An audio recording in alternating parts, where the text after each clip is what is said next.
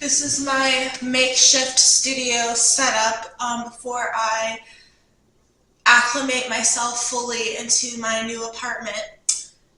But I wanted to go on my channel and make a personal statement on Radiantly Angelina, my music channel. I want it to be clear for my subscribers and for future followers or anybody who watches this video what my intentions are. And I think in order to extract the relevant information is by looking at it from a perspective of extremity, contemplating death. I think that from that viewpoint you can really see the important things in life and what you shouldn't continue in this life that we live. My music channel is a rebirth of myself. It's a transformational project that touches on my dying wish. And some of those wishes are to be fearless, to not let anybody or any negativity that you have encountered in the past hold you back. I am so filled with deep-rooted, bitter regret, and it's slowly killing me. And I want to let that go and execute instead of thinking about it all the time or discouraging myself with thoughts that I don't even filter out of my mind anymore. Prevents me from doing the things that my heart, truly what God had put in my heart to do. And that includes music, and that includes writing, and that includes just living vibrantly and thriving and to be free, to fly. That's what this channel is supposed to be for me. And to conquer those fears of not being presentable, creating presentable art, or not want to worry about messing up. Those are some of the things that prevent me from doing what I want to do.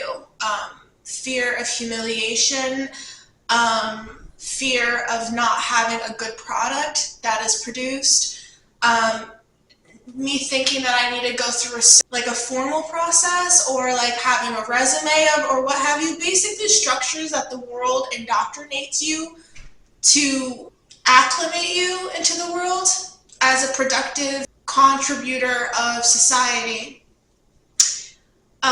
Those pathways have not worked for me. They have blown up in my face. I am 28 years old, and I think that sometimes you have to go through enough of the same awful experiences, not only to teach you and to kind of beat you out of your own stubbornness that have been indoctrinated in a way that is not beneficial to you, but to give you insight and to really value the unconventional paths and to transform. And it's really scary because I have developed a self-filter on myself. Although it does come out when I'm angry enough, the filter just is thrown out the window. To show up for others more. And, you know, although I've been through a lot of trying situations and I've thrown myself into the fire without thinking, I think through my experiences I've learned the importance of doing it in the right way, executing it in the right way. And when you go through enough of those experiences and they end the same way enough times, you start questioning your own judgment, and then self-doubt starts settling into you, when that is really indicative of the world that we live in. And you know, when you're different and you don't really necessarily belong anywhere, that is just a sign from God that you're meant to create your own category.